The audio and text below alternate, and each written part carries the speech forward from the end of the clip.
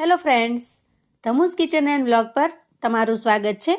મિત્રો, આજે બનાવીશું એક ટેસ્ટી ને હેલ્ધી રેસિપી, જુવારના ઇન્સ્ટન્ટ ઢોકળા, જે ચોખાના લોટના ઢોકળા કરતાં હળવા હોય છે, પચવામાં ખૂબ જ સહેલા અને આરોગ્ય માટે તો અતિ ઉત્તમ હોય છે. ખૂબ જ પોચા રૂ જેવા અને મસ્ત જાળીદાર બનાવીને તૈયાર કરીશું. તો ચાલો ઝડપથી રીત જોઈ લઈએ. સૌથી પહેલાં 1 વાટકી જેટલો જુવારનો લોટ લઈશું. લોટ અહીંયા મેં ચાળી ચોખ્ખો કરીને લીધેલો છે. ત્યાર પછી એમાં મોટી 2 ચમચી જેટલો આપણે રવો ઉમેરીશું. રવો એટલે કે જે ઝીણો દાણો આવે છે એ લેવાનો છે. તમારી પાસે સૂજી હોય તો થોડી એને ગ્રાઇન્ડ કરીને લેવાની, જેથી એનો દાણો એકદમ સરસ ઝીણો થઈ જશે. અને પછી 1 ચમચી જેટલો આપણે અહીંયા ચણાનો લોટ લઈશું. હવે આ બધી જ વસ્તુને સરસ રીતે મિક્સ કરી લઈએ.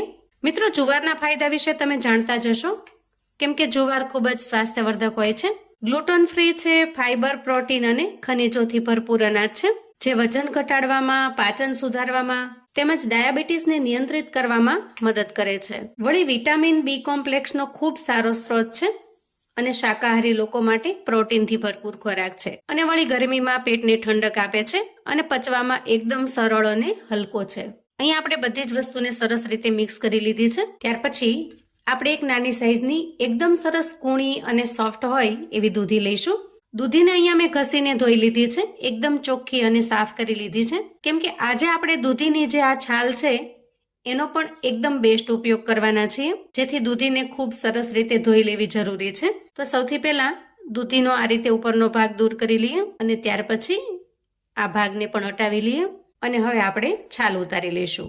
અને આવી જો ફ્રેશ ને કૂણી દૂધી હોય તો તમે દૂધીની સાથે સાથે એની છાલનો પણ ઉપયોગ કરી શકો છો, જે આજે આપણે કરીશું. જુઓ, અહીંયા છાલ ઉતારી દૂધીને આપણે એકદમ સરસ ચોખ્ખી કરી લીધી છે. અને આ છાલનો ઉપયોગ આપણે ક્યાં કરીશું એ પણ હું તમને આગળ બતાવું છું. દૂધીને આપણે રફલી ચોપ કરી લેવાની છે.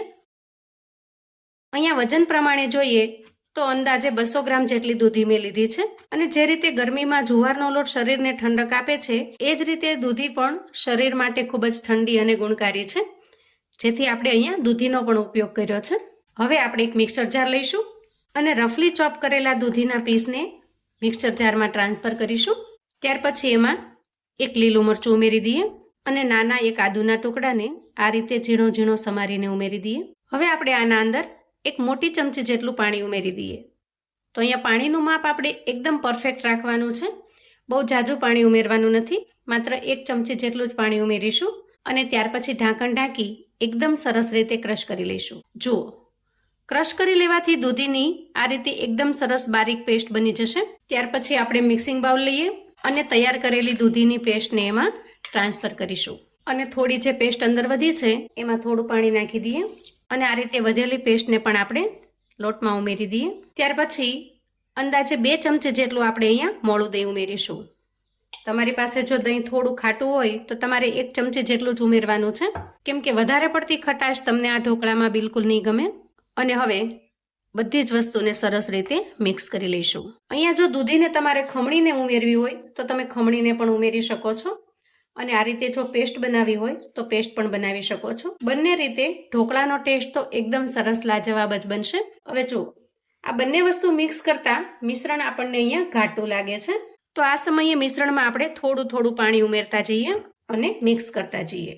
પાણી આપણે થોડું થોડું જ ઉમેરીશું, એક સાથે બહુ ઝાઝું નહીં ઉમેરીએ, કેમ કે વધારે પડતું પાણી પડી જશે તો મિશ્રણ ઢીલું થઈ જશે. અને પછી એની કન્સિસ્ટન્સીને બેલેન્સ કરવા માટે આપણે વધારાનો જુવારનો લોટ ઉમેરવો પડશે, જેથી પાણીની ક્વોન્ટિટી આપણે જરૂર જણાય એ પ્રમાણે જ ઉમેરવાની. અને બીજા કોઈ લોટમાંથી આપણે ઢોકળા બનાવતા હોઈએ અને જેવી કન્સિસ્ટન્સી જોઈએ એવી આપણે જુવારના ઢોકળામાં નહીં જોઈએ.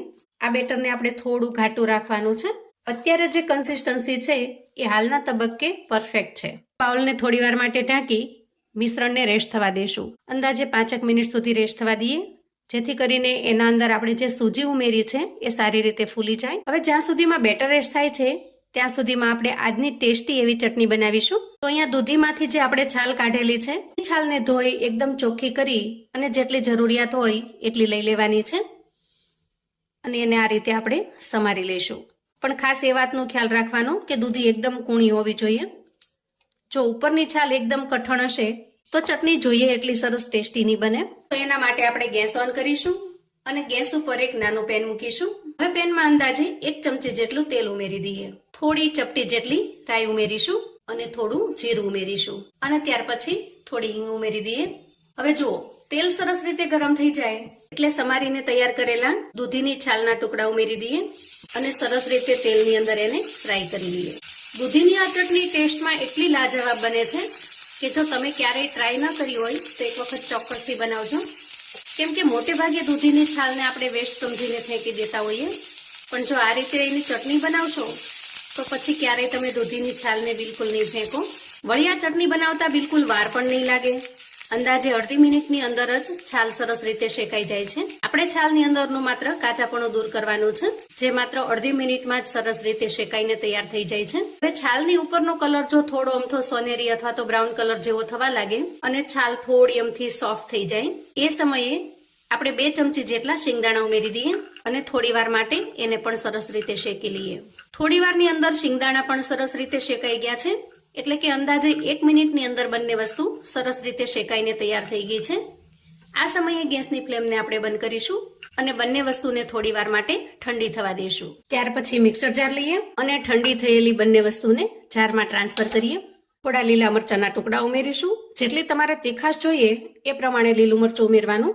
એક નાનો આદુનો ટુકડો ઉમેરીશું અને થોડી કોથમીર ઉમેરીશું.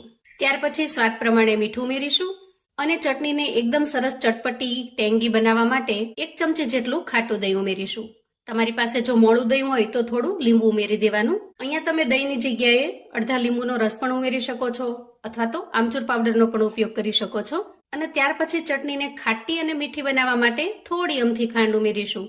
તમારે જો ખાંડ ન ઉમેરવી હોય તો તમે સ્કીપ પણ કરી શકો છો. ચટણી પણ એકદમ સિમ્પલ મસાલાથી તૈયાર થાય છે.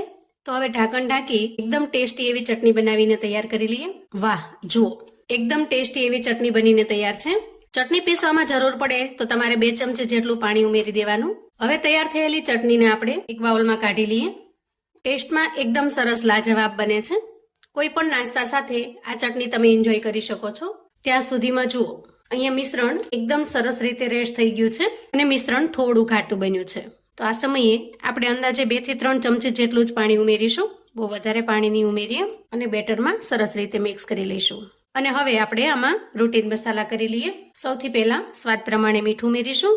થોડી 5 ચમચી જેટલી હળદર ઉમેરીશું. હળદર ઉમેરવાથી ઢોકળાનો કલર એકદમ મસ્ત બનીને તૈયાર થશે. તો બસ, ઉનાળાને ધ્યાનમાં રાખી આપણે આમાં કોઈ વધારાના મસાલા ઉમેરવાના નથી.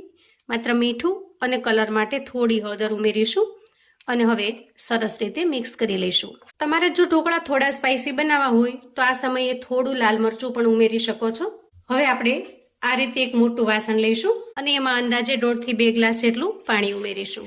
વચ્ચે આપણે કોઈ સ્ટેન્ડ કે કાંઠો સેટ કરી દેવાનો આ રીતે, અને પાણીને આપણે ગેસ પર મૂકી ગરમ થવા માટે મૂકીશું. ત્યાર પછી ઢોકળાને સ્ટીમ કરવા માટે આ રીતે કોઈ ડીશ કે પ્લેટ લઈ લઈએ અને બ્રશની મદદથી સરસ રીતે ઓઇલથી ગ્રીસ કરી લઈએ. અને હવે આપણે જે બેટર તૈયાર કર્યું છે એ લઈશું. તૈયાર કરેલા બેટરમાં અંદાજે 1 ચમચી જેટલો આપણે અહીંયા ઈનો ફ્રૂટ સોલ્ટ લઈશું અને એને ઉમેરી દઈશું. તમે અહીંયા ઈનોની જગ્યાએ ખાવાનો સોડા પણ લઈ શકો છો, પણ ઈનોનું રિઝલ્ટ ખૂબ સરસ આવશે. એનાથી ઢોકળા એકદમ સરસ ફ્લફી અને જાળીદાર બનશે. થોડું પાણી નાખી આપણે ઈનોને એક્ટિવેટ કરી લીધો છે અને હવે સરસ રીતે મિશ્રણમાં મિક્સ કરી લઈશું. તો બેટરની કન્સિસ્ટન્સી કંઈક આપણે આ રીતની તૈયાર કરવાની છે. ત્યાર પછી ઓઇલથી ગ્રીસ કરેલી પ્લેટ લઈએ અને તૈયાર કરેલા ઢોકળાના મિશ્રણને એમાં ટ્રાન્સફર કરી દઈએ. થાળીને થોડી ટેપ કરી લઈએ જેથી મિશ્રણ એક સરખું ફેલાઈ જશે અને ઉપરથી થોડું લાલ મરચું સ્પ્રિંકલ કરી દઈએ, જેનાથી ઢોકળાનો લુક એકદમ મસ્ત બનીને તૈયાર થશે. હવે ત્યાં સુધીમાં જુઓ, અહીંયા ગેસ ઉપર પાણી પણ ખૂબ સરસ રીતે ગરમ થઈ ગયું છે. તો તૈયાર થયેલી પ્લેટને આપણે એમાં સેટ કરી દઈએ અને ઢાંકણ ઢાંકી અંદાજે 10 થી 12 મિનિટ સુધી સરસ રીતે સ્ટીમ થવા દઈએ. હવે અંદાજે 12 મિનિટ પછી આપણે લીડ ખોલીશું. તૈયાર થયેલી ઢોકળાની પ્લેટને આપણે બહાર કાઢી લઈએ અને થોડી વાર માટે ઠંડી થવા દઈએ. તો થોડી વારમાં જ ઢોકળાની પ્લેટ સરસ રીતે ઠંડી થઈ ગઈ છે. આ ઢોકળાને તમે આ રીતે સિમ્પલ પણ એન્જોય કરી શકો છો. જો તમે ડાયટિંગ પર છો અથવા તો ઓછા તેલ મસાલાવાળું ખાવાનું પસંદ કરો છો, આ ઢોકળાને તમે આ રીતે એકદમ સિમ્પલ આજે બનાવેલી ચટણીની સાથે એન્જોય કરી શકો છો. પણ ઢોકળાને થોડા ટેસ્ટમાં વધારે સરસ અને લુકમાં પણ વધારે સરસ બનાવવા માટે આપણે એના ઉપર થોડો વઘાર ઉમેરીશું. તો એના માટે વઘારિયાની અંદર આપણે 1 થી 2 ચમચી જેટલું તેલ લઈ એને સરસ રીતે ગરમ કરી લઈએ અને તેલ ગરમ થાય એટલે એમાં 1 ચમચી જેટલી રાઈ, 1 ચમચી જીરું, થોડા લીલા મરચાંના ટુકડા, થોડા સફેદ તલ અને મીઠા લીમડાના પાન ઉમેરીશું અને થોડી હિંગ ઉમેરીશું. તૈયાર થયેલા વઘારને આપણે ઢોકળા ઉપર સરસ રીતે સ્પ્રેડ કરીશું. આપણે ગુજરાતીઓને ઢોકળા તેલ વગર બિલકુલ ન ફાવે.